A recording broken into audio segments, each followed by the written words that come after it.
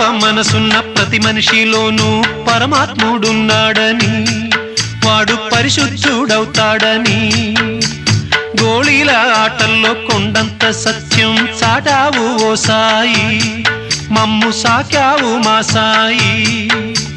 వాసనలు వేరైన వర్ణాలు ఎన్నైన పూలన్నీ ఒకటంటివి, నిన్ను పూజించ తగునంటివి.